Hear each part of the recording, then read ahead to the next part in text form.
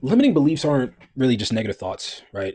They're ceilings on your identity, right? There's are invisible rules that you tend to follow without even knowing that you even agreed to them, right? These limiting beliefs don't block your goals, but it blocks the version of you that can actually achieve the goal, right?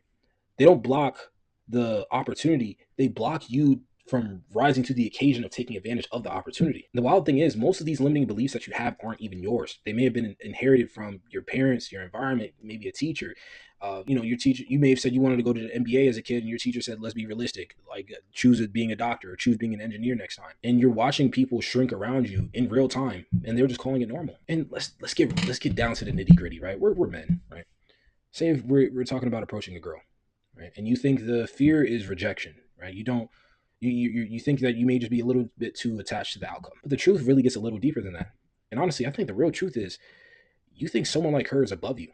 You think you're undeserving. And then at that point, that's not a confidence issue, or at least that's not just a confidence issue. Now you have an identity crisis, right? Your subconscious mind is protecting you from that belief, which is going to end up creating hesitation. That's going to make you overthink. You're going to convince yourself. You're going to back out of it.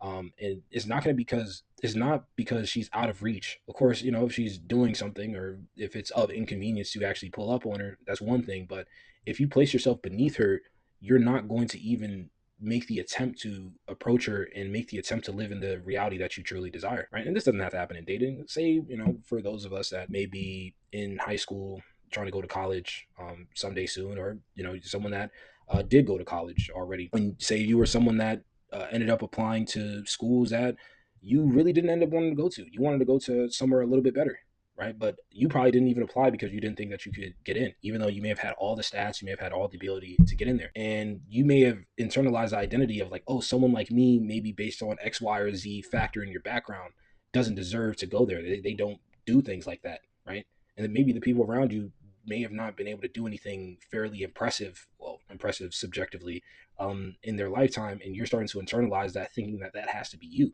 but it really does not have to be you. Let's be real. So then what ends up happening, right? You end up procrastinating. You end up avoiding the application entirely. You may read the requirements. You may be like, oh, no, I can't do it. You talk yourself out of it.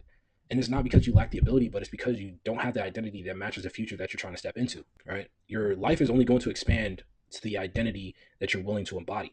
If you see your goal is above you, your mind will always place you beneath it. But there is good news, right? The moment that you stop treating your desires as if they're out of your league, you're going to stop living like you're out of your own destiny. You're out of your own desired reality. Once you rebuild your belief system, the version of you who was always meant to exist finally has the permission to arrive.